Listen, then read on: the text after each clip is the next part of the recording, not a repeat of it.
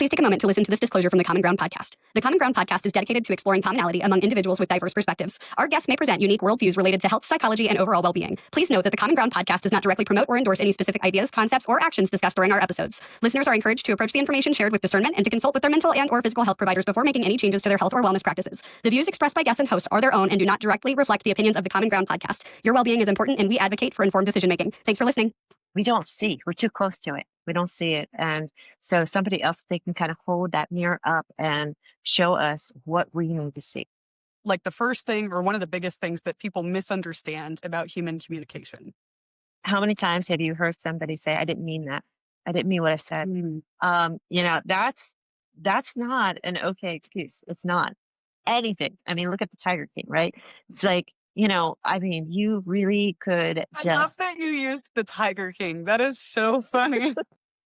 If you say that, well, all of a sudden now you have communicated successfully. Right? I would literally fly you out here to be a guest speaker for my team, as long as I can say that you're my cousin too. Can I be adopted, John? Will you adopt me? Yeah. Welcome to the Common Ground podcast, where stories connect, perspectives collide, and purpose is found in the middle. Every week, we sit down with unique and inspiring guests that come from all walks of life. People who challenge the status quo, overcome the odds, and live with intentionality. Whether you're driving to work, on your morning walk, or just looking for that spark to ignite your week, you're in the right place. Welcome to the Common Ground podcast with your hosts, John Fletcher and Sydney Kirk. Welcome to the Common Ground podcast. Yes, it is your host, Philly, also known as John. You can call me either one of them. I don't care. I have my partner in crime, Sydney, here with me, and it is my absolute pleasure to introduce our special guest today. Our special guest is very near and dear to me, and I love her. And she is Tia. Tia is with us. You may know her from Tips from Tia. She from 2001 to 2018 was a radio personality and columnist. She has spent time as CEO of Ready Speaker One. She is a ghostwriter. And hold on, wait, there's still more, because, that just isn't enough for this woman. She is a TEDx speaker. She focuses on stress management. She has, like I said, Tips from Tia is an award-winning blog, nominated for a Webby and Lovey Award for Lifestyle. She has 2 UK Blog Award nominations on lifestyle and beauty. Also, titled Top 25 blog sites and top 10 beauty blogs of the year in the US, as well as one of the top 100 lifestyle blogs in the UK.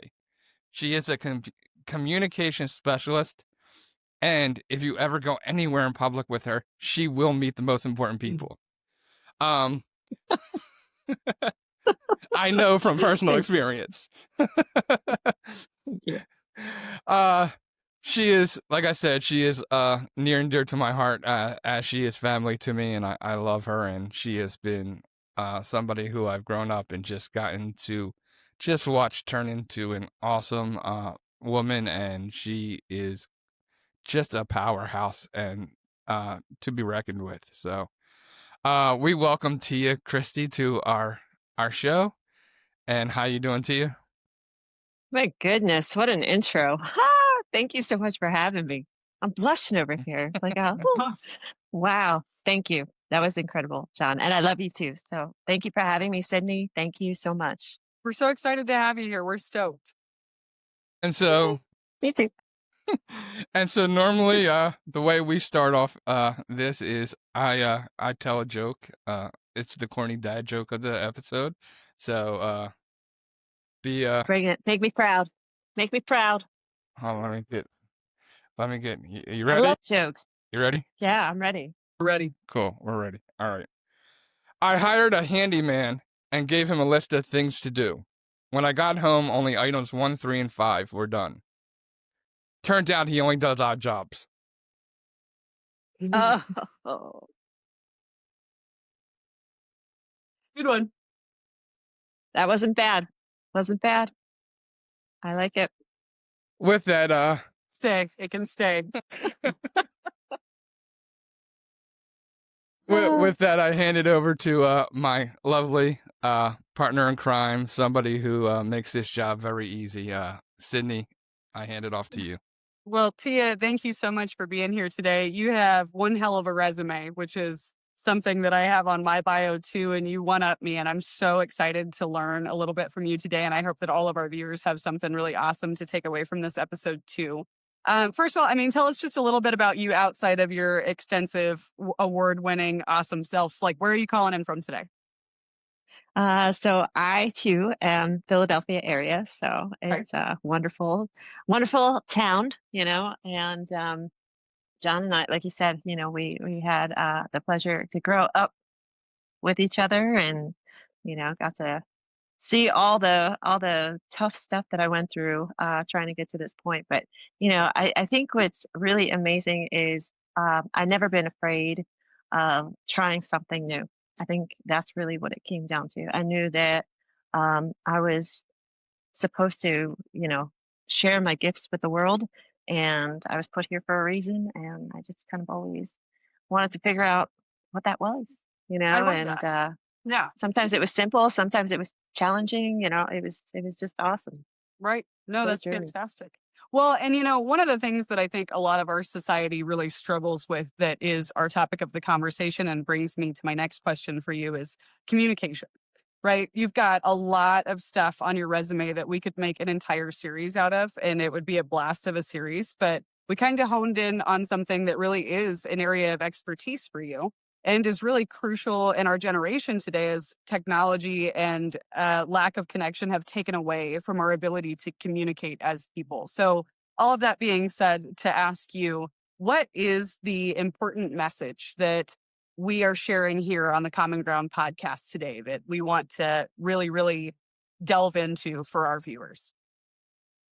I think it's all about communication. We communicate in every aspect of our life, whether we're listening, we're doing body language, whether we're speaking, right? And I think that it's amazing the industry that the path that I've chosen in life because it affects every industry, it affects every human. And one of the things that I like to say is that the more vocabulary we've gotten, the better that vocabulary has become the worst communication we have, and it's difficult, So there's a lot of key elements that go into communication, and a lot of times, I'm not politically correct the way that I teach either. I'm very different in how I do it, and that's not my words. That's coming from everybody else that has seen me in doing my thing, but. I don't try to, sugarcoat things with people. I always remain kind and, try to keep things calm. But, if you're not the authority on a subject, then honestly, why are you speaking? Is Amen to that. what yeah, that's No, really what I I teach my actually, people. So. I love that a bunch, just right out of the gate. So I really want our viewers to turn in, like crank up the volume on this one. This is so crucial because political correctness in a lot of ways, from my perspective, is one of the things that has deteriorated the relationship and the nature of communication in our society is that we started having to sugarcoat things in order to protect people's feelings when facts are the only thing that matters at the end of the day. And like you said, if you're not the expert on the matter, why are you speaking? And this is where we have a confused generation of people getting resources and information from people that are not the experts. So I am stoked to have the expert here on our show. Thank you. Wow, thank you. That was very kind. So when did you realize that communication was more than just a personal journey for you, but it was going to lead you into what you did and what you became? I think I did kind of realize early on that it was about communication for me. Um, I was blessed, and John, I think you can agree with this. I was blessed with this ability to communicate with people and have people listen. It was I learned early on that I was an influence, so I decided to be a positive one in the world. people did like to listen to what I had to say, and I wanted to help people be better at what they were doing in the world. And so, especially like when I made it onto radio, it was one of those things where I wanted to make sure that I wasn't being a shock jock, or I wasn't gossiping or doing things like that. I wanted to be able to, um, bring the good stuff to the world, teach that positive outlook, get that good mental attitude, share kindness, choose happiness, those kinds of things. And I wasn't sure how it was going to be received, but it turned out to be received very well. And I'm very grateful for that. That's fantastic. And so, since we're on this topic today, I think that creating kind of a foundation for some of the common errors that happen in communication is a really good place to start. What would you say is like the first thing or one of the biggest things that people misunderstand about human communication? I think that people misunderstand that communication isn't just words. Most people feel they have to talk to communicate. Most people feel that to be important, they have to have the loudest voice, Mm. and that's not the case either. So communication is it's a skill, and it's there's muscles, there's memory, there's different things that go into it. There's a lot of science that goes into it, but not only science, there's also heart and emotion, and it's all about this beautiful connection. It's really cool. Yeah, there's not only verbal communication, there's nonverbal communication, right? And as a poker player, one of the skills I have really, learned what to do is read the nonverbal. And that's something like I feel like I'm really good at, is picking up on cues on people's nonverbal skills. How much of a role is, what would you say the percentage of verbal versus nonverbal, and how do you balance the both of it? That's a really good question, but I think that it changes on a regular basis. So, it depends on what your role is in the situation in that room. I think that also it can be, you know, the different element. Are you the teacher? Are you the student? So you want to make sure that it is fully encompassed and you can go back and forth. Because I'll tell you, students, that's where I've learned some of my greatest stuff. And also vice versa. So it's one of those things where you always have to be open and malleable. Hmm. Well, and just like John said too about, and it's such a good answer because I do think that the communication, both verbal and nonverbal, changes based on the relationship dynamic, the role that you're playing, all of those various factors. And we learn how to communicate from an age before we even have verbal language, right? It's like we're learning how to communicate even as infants. So, what role do you think that childhood experiences and attachment styles play in us developing our language skills later on? And maybe for somebody that didn't have the best role models for what that communication looks like, what are some of the baby steps that they can take in training more effective communication in their life? I say that all the time. That's one of my jokes that I tell. I heard this one time, and I was like, that is perfect. So I say it every time I work with a client or I'm up on a stage. We spend 70 years trying to fix the first seven, Mm. and it really comes down to that. I mean, it's funny, but it's also very, very true, and it goes into all of our habits. They're really developed at such a young age. So when people have issues with communication, it usually stems from somewhere along those lines, right? And I go in and I don't dig up roots. I actually will I will go in and I will make sure that I am saying to them, okay, look, we don't need to dig anything up, but what we do need to do is we need to, center in, focus in, and rewrite the story. Mm. I think that's super important to be able to rewrite the story and make it more of a positive. So Yeah. so as you're doing that, do you suggest to people that is that something they can do on their own, like fix the first 7 years? Or is that something they need to find somebody to really help them figure out what those 7 years are? Is that something you can't do internally? You need somebody to say, these are some of the issues you have, because you're not going to see Right. them.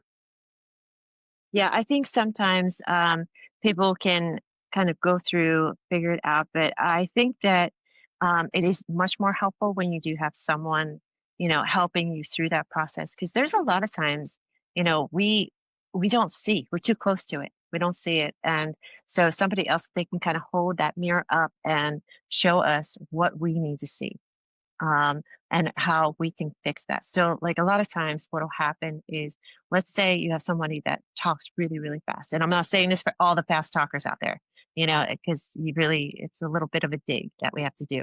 But sometimes a fast talker was told that their voice didn't matter. So what they do is they talk really fast to get out their point. So nobody tells them to shut up. So it's really interesting to see how that goes.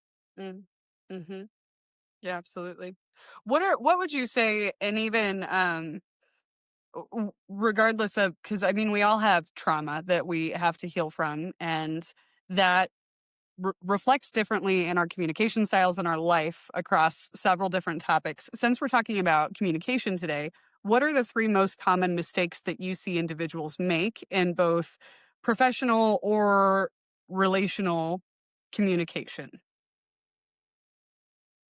So I think that a lot of times what happens, are we talking more professional into the personal or I just think that it professional? could be either. I think I see a lot of these personally in my coaching. I see these blend together where people don't have the cognitive ability almost to regulate between the difference.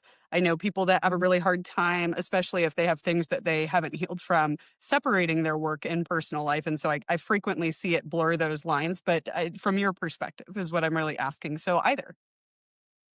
So I recently have started working with a lot of CEO clients, more top tier level people where they have a very hard time um, bridging the difference. So one of the things that we're working on is, after hours, how to clock out. Because I think what happens is you work so hard to get to a certain level, right? And all of a sudden you go home and you're talking to your family, like their employees, and that can be very detrimental, inside the home. So one of the things that we have to do is we have to kind of learn how to turn it off, and this gets confusing to people because they're like, wait, um, okay, so this is one of my hats, this is one of my personalities, and I like to give it a different definition. I like to say it's our persona, right? And we're onions and we have many many layers. So I am a daughter, um I am a child, I am a CEO, I am this, I am that, so I have all of these abilities and all of these levels of my personality, right? But when I decide to open up and show that one layer, I think that it makes it very cool for people to be able to sit there and say, oh, okay, I know her. I know her through and through, and it doesn't change. Because I think a lot of times somebody that is working as like a CEO or, some high executive, they always feel like they have to know the answers, right? So then they come home and they have to know the answers there too. But you don't. It's a family. You're allowed to ask questions. You're allowed to let other people answer. You're allowed to have other people be the spotlight. We're talking a lot about blurred, and so how do you know when something is a communication issue or versus a much deeper rooted issue? And on second, do triggers cause communication to fall back? Because I'm thinking, like, if you haven't really dealt with something deeper and you fix, like, maybe the communication, as soon as a trigger comes and puts that person, like you were talking about the person, right? So as soon as maybe you get them to slow down, and they're slowing down, they're feeling like they're worth what they say is worthwhile. Then somebody comes in and says, "You're not, your opinion isn't worth it." That's gonna trigger them to go right back into speaking fast again. So where's the like, where do we go from that? Do you need to do deeper? Is it a communication issue? How do you deal with that? Well, definitely different, but yeah, there's triggers on everything. I mean, it's amazing when you find out how many people have a fear of speaking, and it's public speaking or speaking more than to two people, right? So like this would shut somebody down, just doing this, right? And even if it was being, broadcast or not, it would still shut them down. So, I think one of the things that people have issues with is those triggers when those triggers come in. But once you're aware of what your triggers are, right? And a lot of times people aren't, they're too close to it. But once they know what their triggers are, now they can sit there and they can say, is it a me problem or is it a them problem? If someone came in and said, your opinion doesn't mean, squat, then okay, is that a me problem or is it a them problem? Well, I would say at this point, it's a them problem. I don't need to listen. I have the right to close my ears anytime I want to. And we do that. We do that as a society. We do that in communication. We are constantly closing our ears on people. That's why we only have attention spans the size of a goldfish. But it's like it's really remarkable how people tend to close their ears on the good stuff and open their ears to bad stuff. So we gotta learn how to do that differently ourselves, and that's an us problem. We have to do that. We have to do that work. Right. But the first part of your question was, what was it? The difference between a communication issue versus a much deeper rooted issue. That is so important, because I think what people don't realize is, I could sit here and say it's all a communication problem, right? But there's actually something before that. And the thing that's before that is your core values. Okay. You have to make sure that you know your core values through and through, right? That is super important. And if you are connected with somebody, whether it be personal, business, whatever, pretty quickly, if they share a lot of the same core values as you, right? Unless somebody's like completely left field, like, oh my gosh, I didn't see that coming. But most of the time, you can feel it. It's an energy, right? And if you're not matching, and there's a problem and you've tried communication, there's probably something along the lines of the core values that's awry. And Tia, I love what you said about that the deeper rooted stuff is still a communication issue in a lot of ways, just because so much of healing our inner wounds is a result of us being able to communicate that there's something that needs to be healed. And so there's communication, of course, that goes even into that. While people are still on that journey, though, what role does emotional regulation play in effective communication when you're still working through healing those things? Well, yeah, I think that that's super important, because how many times have you heard somebody say, I didn't mean that. I didn't mean what I said. That's not an okay excuse. It's not. I, as a communication specialist, I think that it's so important for you to remember you're in charge. You're in charge of what comes out of your mouth. And I think that, again, it goes back to, if you aren't the authority on a subject, then just keep your mouth shut. If it will keep you from putting your foot in your mouth a lot. It will also, I think,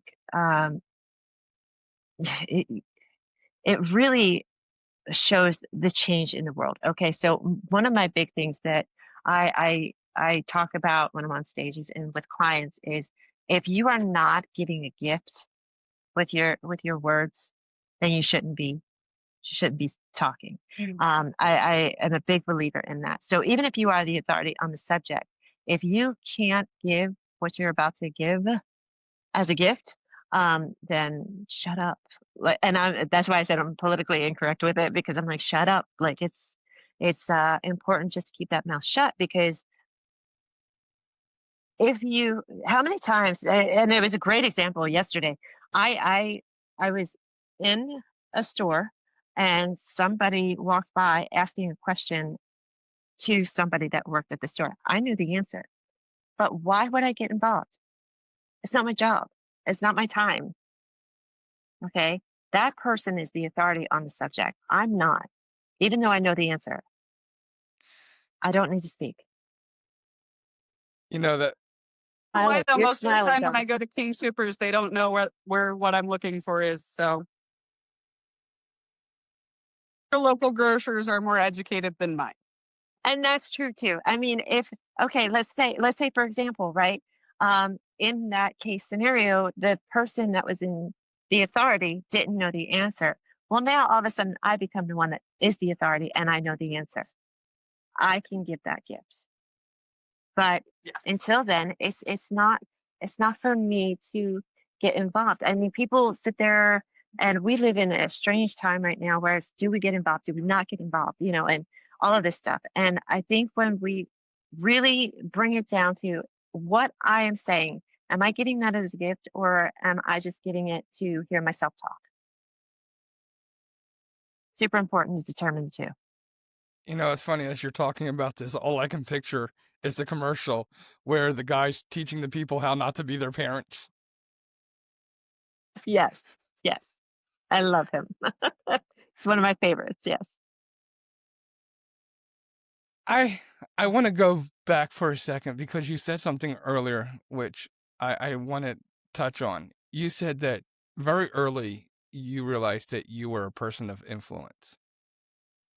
How, if a person, maybe somebody else doesn't feel like they're a person of influence, so how does communication affect somebody who is influenced or has that influential personality, and how does communication work for somebody who doesn't have that influential personality?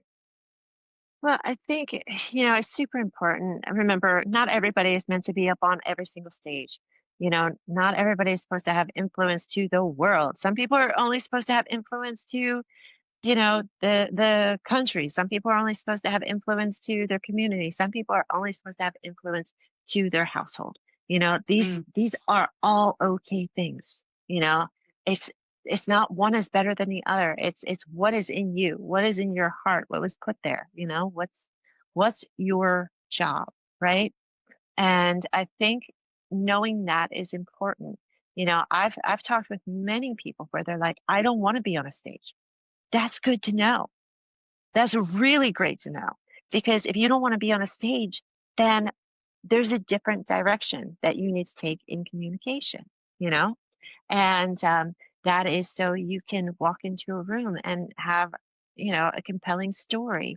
So you can be the best listener in the room. So you can really be support for somebody else, or, have vice versa, right? So I think that it's important to know what was in your heart first. Now, for somebody that is more of an extrovert, is communication important? Yes, it's still very important, very much so, right? Because again, say the three of us were in a room and we were just supposed to network, or we were just, by sheer fate, we ended up in the same room and we started chatting. And you two, you're just spitballing and rolling and having a grand old time, and I'm quiet. Well, all of a sudden, you guys might think that there's something wrong with me, or I'm not enjoying myself, or whatever, because I don't know how to express myself. I don't know how to communicate that, right? I just look like I want to shut down and, crawl inward. That can really affect the dynamic, especially if we were going to do business together, right? Mm. So what I help people do is to be more open, because that's what it is. It's going into a conversation more open, because you never know what's going to come out of it. As Sydney said, like in the beginning of this, she wanted to learn something from this, and I hope you are learning stuff, and I'm looking forward to, me learning from you guys too. That's what it is. You go into a conversation open, You and know, that's usually the best ones to have. one of the things that I have noticed though, as we talk about influential and non-influential, and maybe this is kind of off subject, I'm not sure. But as I look in the Bible, I see examples of Moses. I see examples of David who didn't feel like they were influential, but they were some of the greatest leaders. And maybe, and this is what I'm saying, maybe it's off topic, because maybe influential and leadership are two different things. But I think some of the things that I've seen, even in my life, I've seen some of the quietest people, some of the people who don't speak up, who are maybe forgotten, have the most best leadership values and traits and opportunities. And they're the people who actually can get people to move mountains, where the influential people can get people to rally, but sometimes they can't get them to move, if that makes sense. Yeah, and I still think the one that can make people move mountains is influential. But look at it this way, right? You bring up David, right? So, when before he took on Goliath, nobody listened to him. Yeah. Nobody. I mean, he was not a force to be reckoned with then. He wasn't even It brought was before Saul because he was the forgotten one left in the watching the yeah, sheep. and that Saul happened. goes, That "Don't you really have any happened. other sons?" He goes, "Oh Yeah. yeah, we forgot about David." Yeah, it happens, and it does happen. And it's funny. I think, one of the things, like, I didn't come out like, ta-da, it wasn't like who I was. It wasn't like, oh, I was born to do this. But then all of a sudden it became very obvious that I was born to do what I do.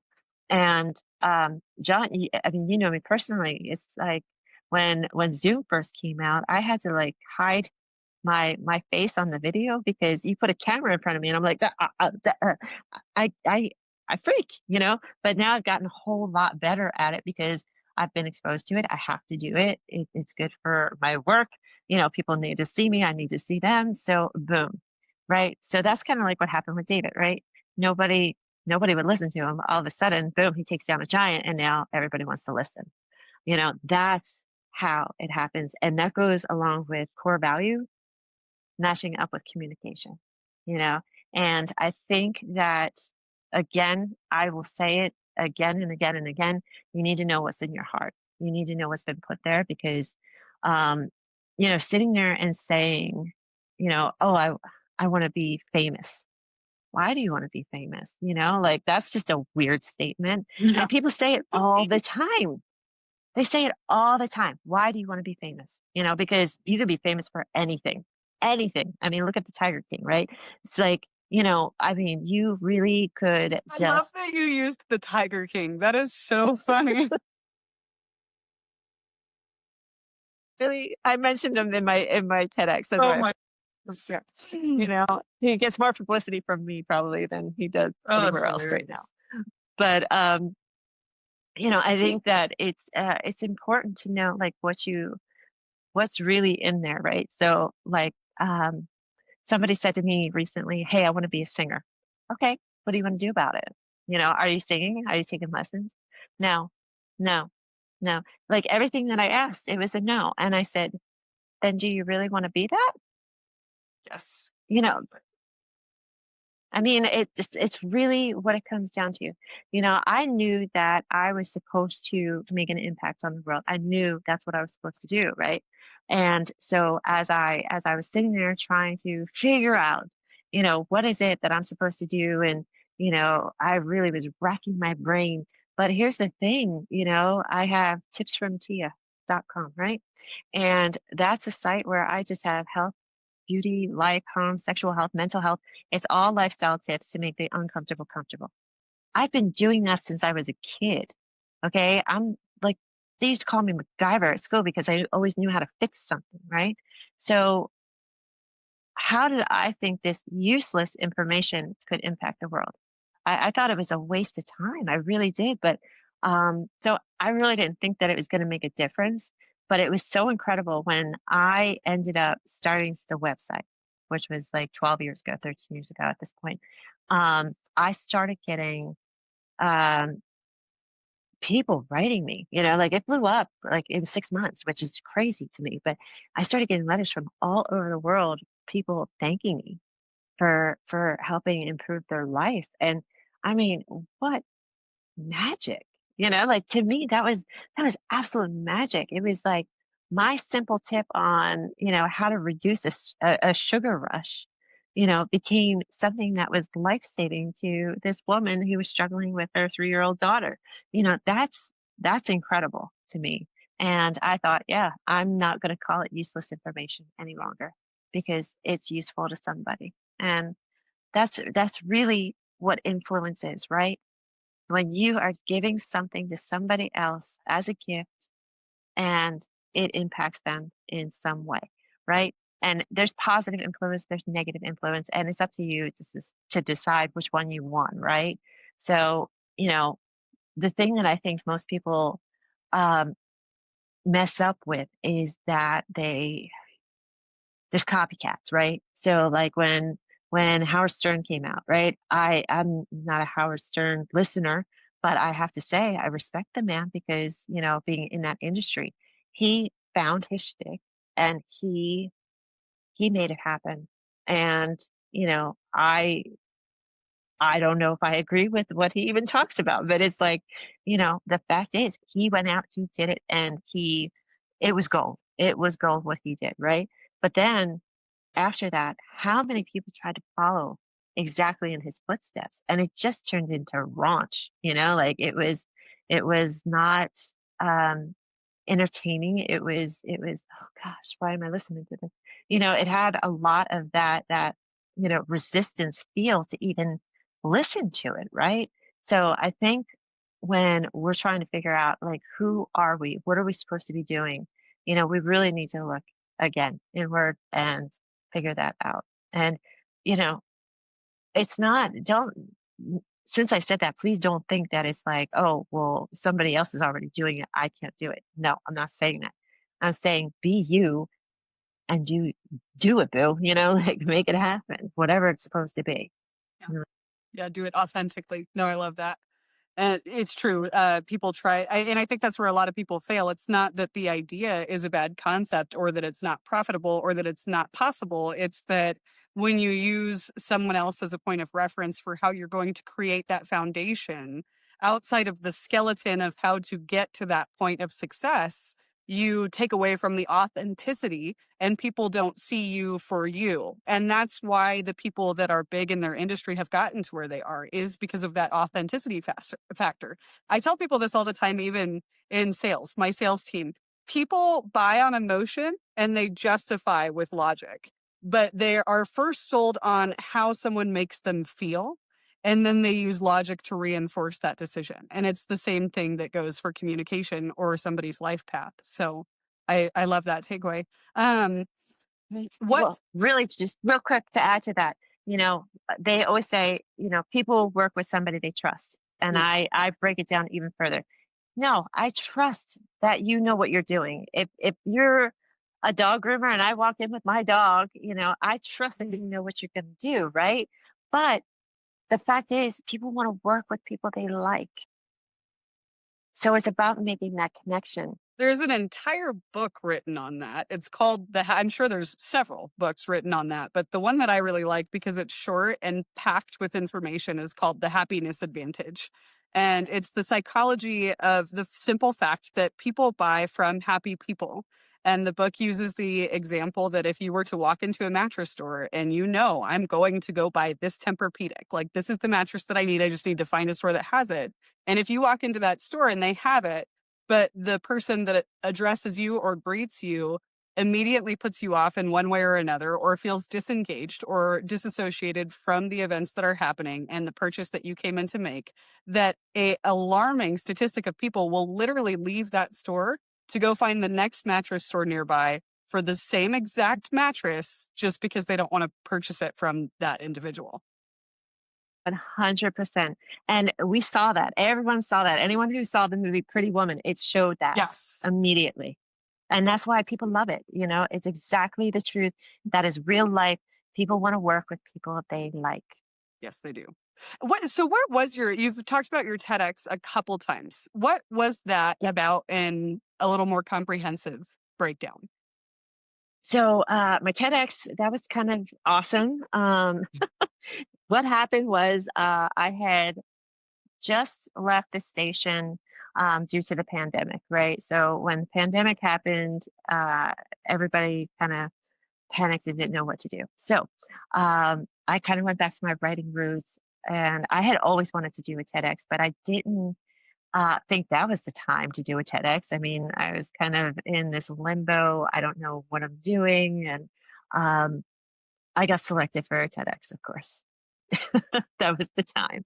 And I decided to do my talk on stress. So, one of the things that most happen to people is they are either a frazzler or a silent stressor.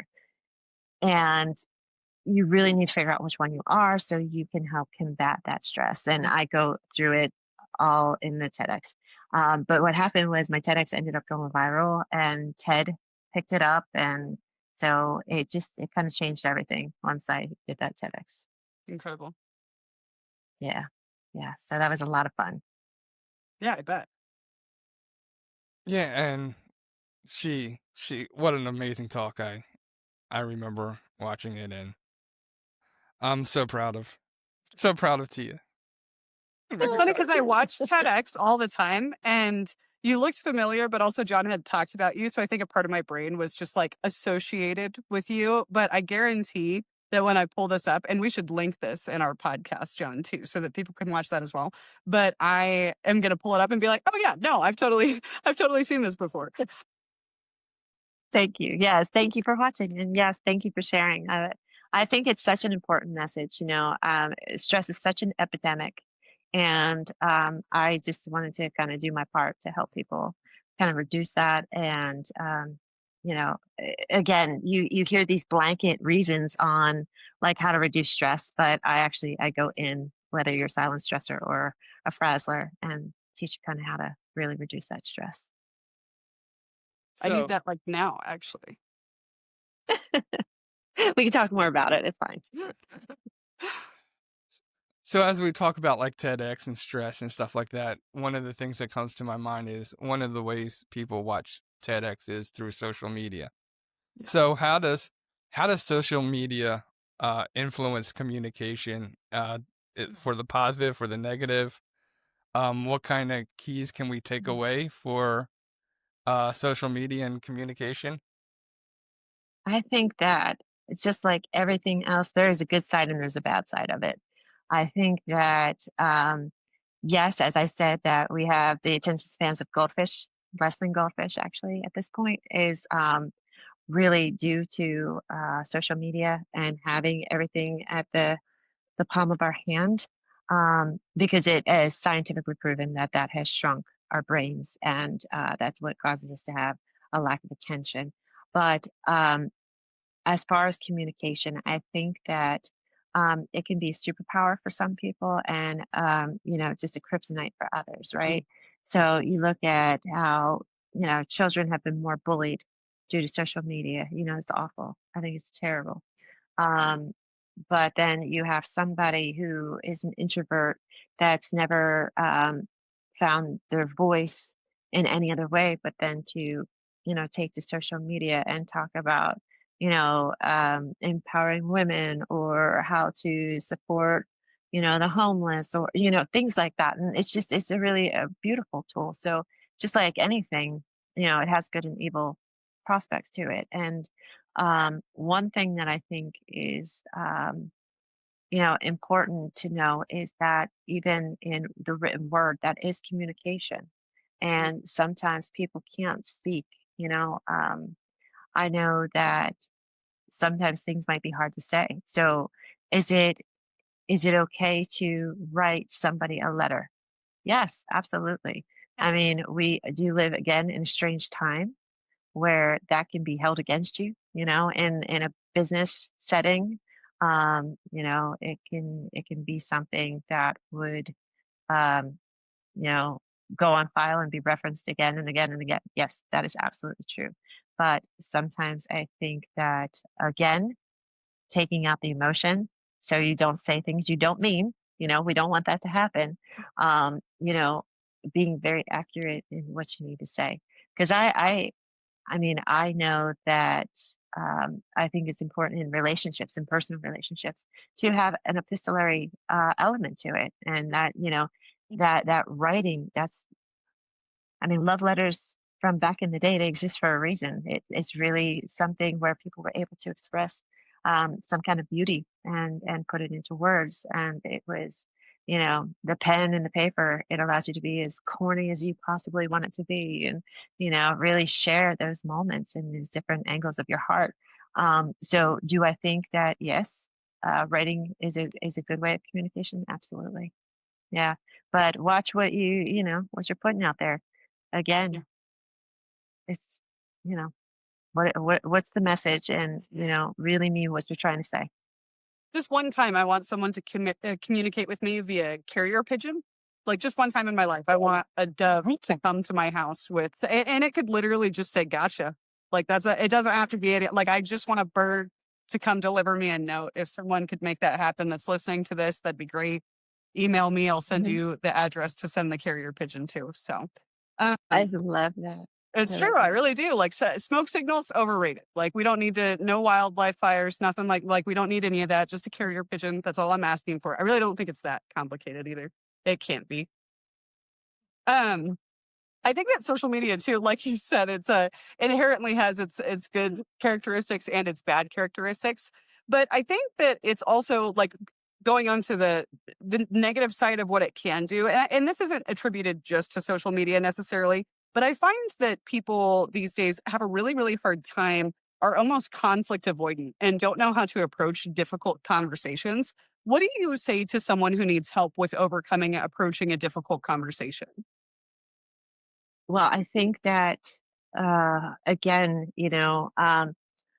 depending upon I think that like if it's a spouse or something like that, right? And you're feeling that distance and that pull, maybe taking it back to something where it can be, more on an epistolary, like where you write it down, you start sharing little post-its, throughout the day, something to, bridge that communication, right? Right. But, when it comes to the youths, we'll say, right? And they want to get some stuff off their chest or whatever, and they're using the social media outlets to do that. That's the wrong outlet to be doing it on. Absolutely. I think kids need to feel that there's a safe space to talk to their parents again, or their siblings, or counselors at school, different things like that. Um, where it should be a safe space. I think a lot of kids are feeling like the parents don't have time. So I would implore that parents, reach out to their kids, make it comfortable for them to come to you. Right now, if you come at them and be like, hey, tell me about your day, they Mm. might say, nothing, but if you keep letting them know that you have open arms to that kind of communication, they'll eventually come to you. I mean, kids they love structure. They Yeah, really, really do. they thrive I in it. mean, they thrive. They really do, and it's impressive. Pure example. I actually was watching my brother's kids when they went out of town, and me and the one got into a bit of an argument, and they talked to me a certain way. I said, "You don't get to talk to me that way," and I kind of put my foot down on that, and I didn't yell. I didn't act like a maniac or anything like that. I was just very firm in the fact that you don't get to talk to me that way. Yeah. And I will tell you, they were like glued to me the whole rest of that weekend, and it Awesome. was it was really cool to see kids really do love that structure. They really love the boundaries, and that's where they build respect. Mm. I don't claim to be an expert on that, but it's one of those things with communication. You know, everybody wants to be heard. Everybody wants to be seen. Everybody wants to feel that their voice matters. And when you can do that, especially at a young age for children, they grow into better communicators as adults. Mhm. I think also one of the things, as we're talking about, like, especially like hard conversations and stuff, and I know for me, like, if somebody comes to me with a hard thing that they want to tell me, I'm totally fine with it. I have no issue with it. But you need to also give me the time to respond. And like you were saying, say what you mean and, kind of shut up when you don't have something to add. I need that space to comprehend, to take what you've told me, and I need to sit back and think about it before I respond. Because if I respond, I'm not going to say what I mean. I'm going to say what emotionally I'm triggered, and Mhm. and I don't want to do that. So I think there's also, Yeah. you need, in good communication, you need to give people the space to comprehend and come back at a time. Now, sometimes people need Right, to but be you more also, specific, have to hold me to yeah, a timetable and be like, okay, I need you to come back within 24 hours. Because if I go right, too but far with it, you need to also be able to communicate that you need that space, right? So one of the things is that, somebody comes at you and, let's say they just unload on you, John, blah, blah, blah, blah, blah, right? Well, now all of a sudden you're full of emotion. They're expecting you to say something, they're expecting you to fix it or whatever, right? And you're like, I need a minute. I need to process. If you say that, well, all of a sudden now you have communicated successfully, right? If somebody still comes at you and is like, yeah, but just tell me, no, I need to process, Mm. please, to get an honest answer out of me, that you have to give me that time. I will let you know as soon as I'm ready. You have to be able to communicate, and not everybody's going to appreciate those boundaries. Right. You have to stay firm to those boundaries. You have to, because it really can be detrimental. And especially like if somebody was like, but John, tell me now, tell me now, tell me now. You'd be like, fine, blah, blah, blah, blah, and you would say something mean, that's not okay. Again, you have to be in control. You're the one that's in control of this. You Right. can't control anything else out there. You have to be in control of all of this. And that is the first lesson in communication. It's a You're in huge control of takeaway too. only this. Exactly. And it's just like you said about setting boundaries with children. When we learn how to set effective boundaries in our relationships and in our communication, even though we cannot control the way that people will bring us information, we can control the way that we respond in order to preserve the nature of that relationship. And when we go back to those individuals, we can say, hey, this is how I was approached with that information is not something that I responded to well. I appreciate you allowing me the time to process through and think about this. Next time that you have something that you'd like to bring up to me, could we do it this way? And you propose a solution, but you honor the timelines and the boundaries that you set. If you said you're going to get back to them in 24 hours, you're going to get back to them in 24 hours. And we're going to schedule something ideally that's more constructive than what you were approached with. You demonstrate how you want to be approached by the way that you choose to revisit that conversation. How you communicate, Sydney. I do. I love it. I think that you are so wonderful. Cute. Yes. Too sweet. Thank you. Yeah. Yes, I do. I love it. You're absolutely right. And it is. It's I think when it comes to communication, there is a huge amount of respect that needs to go into it. Mm. And not only respect of others, but you need to respect yourself. And when you come off just, coming off wild and, not making sense, you're not doing anybody any favors, especially yourself. You're just not, and I think one of the things that, you know, going into, like, I teach my clients, one of the biggest takeaways is how people talk to one another, right? Mm. So a lot of times, like women, like women executives, they work very hard to get where they are. It's a different world for women. It really is, sadly to say, but that's been true for a very long time. And a lot of times what happens is like a woman will be harsh, and she doesn't have to be. She doesn't have to No. be. And so we have to rewrite that script a lot of times when I work with these clients, because when you come in sharp, and I always tell people one of the things is, don't speak square, because square edges are sharp and sharp words cut. So like when we learn how to soften and round, you catch more flies with honey, if we're going to go cliche, right? You catch more flies with honey. And honestly, when you're trying to really get your point across, you know, who's going to be heard more? The person that's yelling, or the person that is communicating, in compassion and in love and in, giving a gift? They're the ones that are going to be heard, not the ones that are screaming and making riots and making, all this noise. Because guess what? All of that gives people, it's instant. We're like, wait, what's happening? It is instant. But then we close our ears. We instantly just want to close our ears because we don't like confrontation. Nobody likes confrontation. I mean, look, even boxers love to fight, but that's a sport, right? They don't want confrontation. They don't want that. They want the sport of it, right? So just remember, like when we can be softer, it's kind, and we're able to communicate a whole lot better. Absolutely. And I'm definitely not confrontation. I do not enjoy confrontation, but I'm also not confrontation avoidant. I'm one of those people that if there is confrontation in a dynamic, it is an indicator and a compass for me of that person's individual communication skills. And if it's somebody that I want to continue to have in my life, I've gotten so good at drawing those boundaries that it's a conversation that I'm almost more eager to approach, not for the sake of the confrontation, but for the sake of knowing what does this relationship look like moving forward in order for me to establish effective boundaries with this person. And what you said about listening to respond is like when our ears close, that's so huge, where people, especially in those confrontational moments, are not listening to understand, they're listening to respond. And it's such a pervasive problem in our society, especially in interpersonal relationships. What's one thing people can do to break that habit?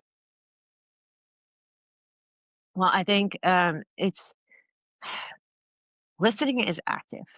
It's an active, right? So if we go in thinking that we just have to listen, you know, um, most of the time we'll veer off. It happens. We all do it. I Yes. mean, we all have squirrel moments. We all have something else that catches our attention. We have other thoughts that come across, right? It happens constantly. And it probably happened at least 3 dozen times while we've been sitting here talking, right? For all of us, every single one of us, right? None of us are immune to that. But when we listen to active listen, we want to learn, because remember, in this connection, it's not about me. On my side, it's about you. It's about you, right? On your side, it's about me. It's about him. And, that's just how it works. We do live in a world right now where people are like, it's about me. It's about me. Yeah. No, it's not. It's never about you, because that's where you lack connection. If you feel like you have absolutely no real connection in your life right now, take a look at how you communicate with people. Is it always about you? If it's always about you, there's your problem, and that sounds harsh, but it's absolute truth. It's, I'm not here to always sugarcoat things, I'm here to help people communicate better. And, because once we start communicating better, that's how we make a more positive impact in the world. That's how we become change makers. That's how we become, Mm. you look at the top celebrities, if people still are out there like, oh, I want to be famous, fine. But look at like the Fine. top celebrities out there, right? Yeah. Fine. You can do that. You can be that. Taylor Swift, she didn't just care about herself and people rose her to the top, right? No, she made billions last year because she cares about others. She listens to others. That's her whole shtick, man. That's what she does. And it's not even a shtick. It's her personality, So really, when you start making it about others, that's really where you're going to start connecting with more people. That's where you're going to start reaching new levels. So communication is absolutely everything when it comes to everything that we do in this world. Couldn't agree more with you. And I think that there is a group of people who really want chaos and want to, control stuff, and that's because they don't think they can win the argument with logic. They don't have nothing to offer. They just want control. And so, but I love what you said, and I think it's a good place to kind of start to wrap this episode up, because I think it was beautifully said. There's some times where I wish I was Joe Rogan and this was a 2 to 3 hour podcast, because I could We kill that amount of time for sure. we could kill with some of our guests. We could definitely kill that time, and this was one of them. Time has flown by, and it has not felt. It felt like we just started, personally. But as we start to wrap things up, if you could presently go back to a younger point in your life and give yourself advice about communication, what time would you go back to, and what would you say to yourself? Wow, that's a tough question. But I think that it would definitely be somewhere in, adolescence, where I would say, I think it's important to really, continue to speak up, you know. Again, like Sydney said, it's I don't like confrontation, but I don't want to not be strong when I have to be strong. And I think that, maybe all children need to hear that, to be strong when they need to be strong. But being strong doesn't mean being mean or being loud. It means being strong in here. And, just a nice reminder of that, because I think as we go through different levels in our life, we get a little nervous, especially as females. I think females really, and I'm not trying to make it male, female dominated, but there's a lot of stereotypes that go along with, knowing your place and keeping your mouth shut and different things like that. And if you do speak up too loud, you're considered this, and, bad names start flying. So, I think that, just a reminder of something like that, and do it with kindness. I think, every time it comes back to kindness as well. Love that.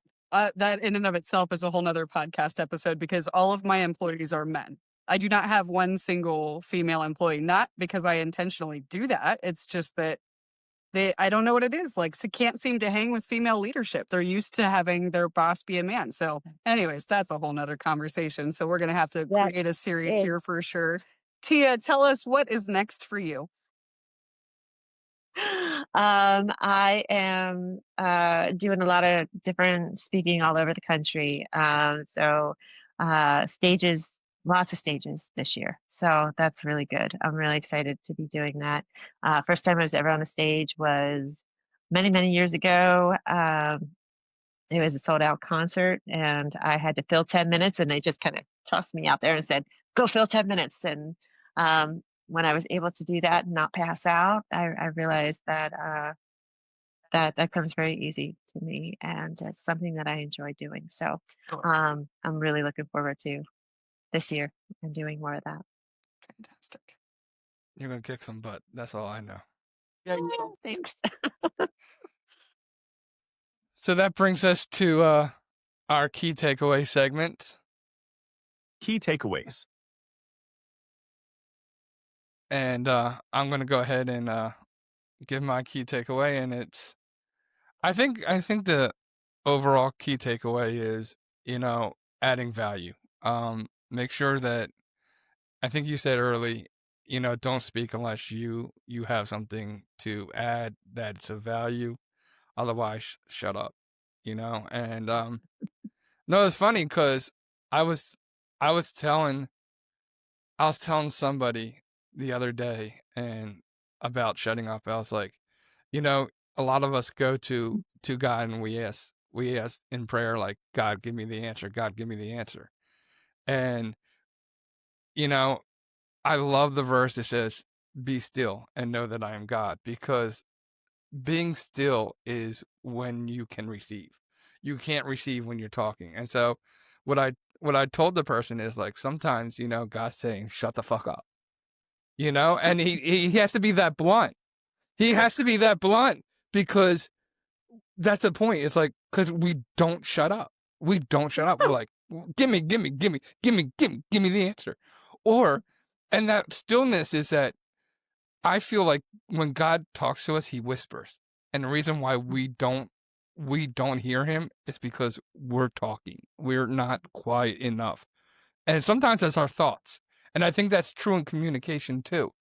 Like you were just saying, we're thinking of answers before we're speaking, and while the other person's speaking. Shut the fuck up.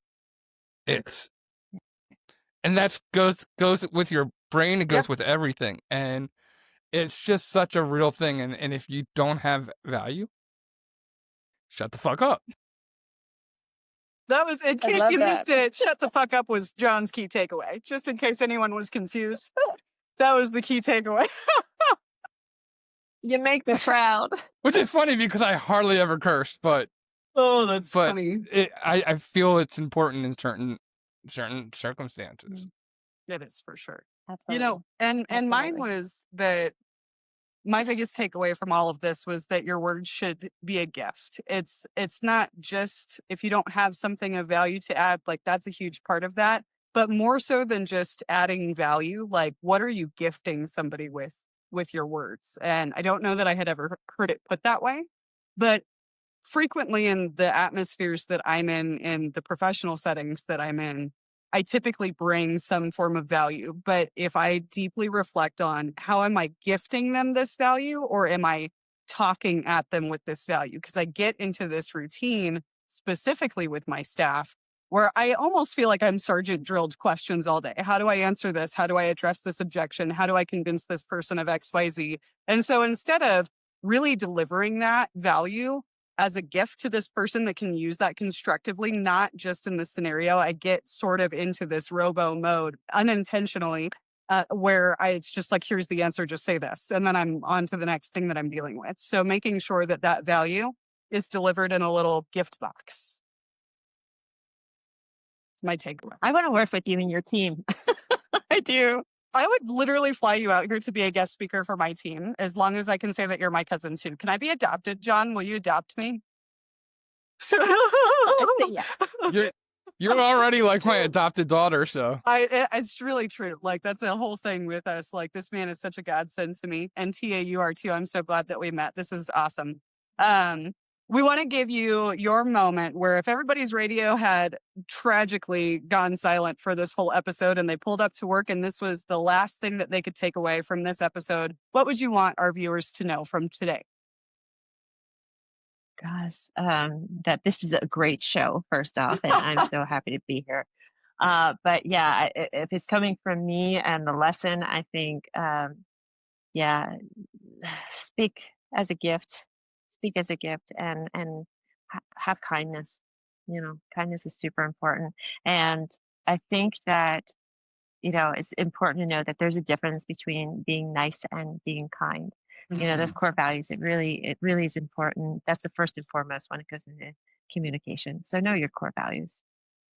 That was like 3 takeaways. Sorry. No, that's okay. That's huge though. Core values and the gift thing. And then going back to John's key takeaway, of course, too. I mean, like those are all of them right there wrapped up in one. yes. And so this is the point where we really want our audience to respond in the comment section and give us your key takeaways from what you learned today. It really helps us. It shows us what really stood out, and we just love hearing what you're taking away from this. So please, in whatever platform you're listening to this in, write down and comment below your key takeaway. No one steal John's. It's taken. And that's going to bring us to our final 5 questions. Final 5. And I will start. And my first question to Tia is, who is your hero and why? Boy, that I think is probably the hardest question for me. I have lots of heroes. My heroes are anyone that teaches me, anyone that I can learn from. The little ones that step up, they're my heroes. Anybody that sees me, they're my heroes. So I really can't say one single person, but I have a lot of them. I love that. I have so many good ones that I could ask you that if John's question that's coming up here, man, I'll get back to it so I don't ruin it. But you're my person for the answer to that question at this point. Let me tell you, we'll get there. I'm gonna go with this. What's your favorite practical exercise that someone can use to increase self-awareness and communication? Think the greatest thing is I love how you just said, what is your, because that is one of the things that I love doing when you meet somebody, especially like in networking or, even in like in dating, right? People are like, what do you do? I think that's such a passe, boring question, like it's terrible. The way to really make yourself more memorable in conversations is to, I mean, you don't want to be too off the wall and people be like, whoa, that person was very odd. But, like I love asking people like, what's your favorite third color? And like it stumps people. Like all of a sudden they're like, wait, did you say third? And I'm like, yeah. So then it makes people laugh. And then we end up having a full conversation over it. And it was like, well, it used to be purple, but then, that kind of moved up and then now it's blue. So it's really neat to see like how people react with that. And you really get to see kind of people's true colors. Because if somebody's just going to be like, is that really somebody that you want to be dealing with either? So it's really interesting, make it fun. Make it fun to know somebody. Make it fun for people to know you. That's my key takeaway with that one, for sure. Yeah.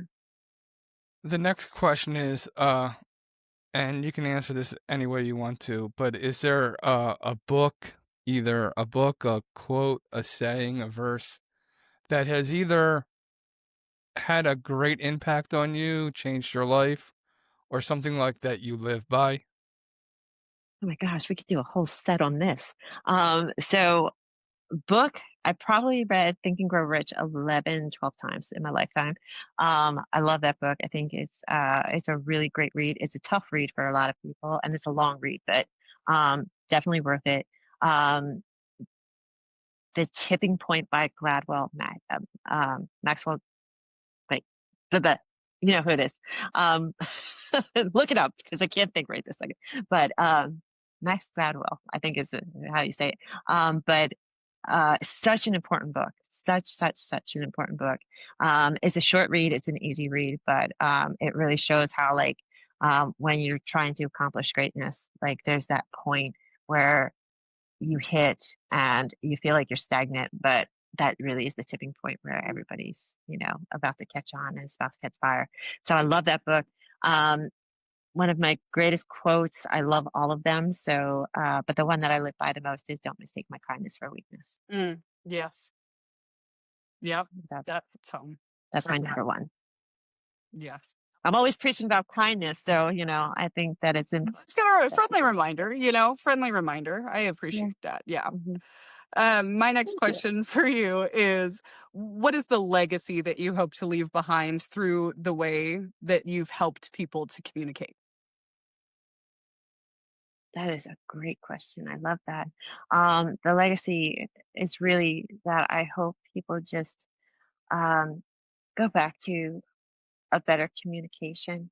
I think people forget, people have forgotten, and I want them to remember that communication, it's key. I know that's a silly little phrase that people say, but I truly believe that it is the key to unlock many, many things in this world. So go back to communicating, not trying to be the loudest, not trying to be right, but communication. And our final question of the evening, and I know that since I've been around you, like you're the answer for most people on this question, and I think this is the question that Sydney was referring to. 100%. But flipping it, because everybody standing in line, Eagles players, reporters, whoever it is, always want to sit down and meet with you. Who would you like to sit down and have a cup of coffee or a beer with, living or dead, and have a conversation with, and why? Can I have two answers? Oh Yeah, you gosh. can have two. Okay, so I love everybody that sits down with me. I do. I love them.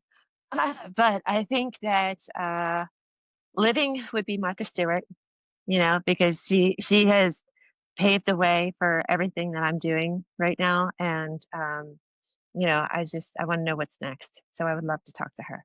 And then dead would be Eleanor Roosevelt. That woman, she was just dropping bombs of quotes, man. Like, she's just full of knowledge. I think she would be so freaking awesome to talk to. Yeah, Good one. for sure. That's fantastic. Yeah.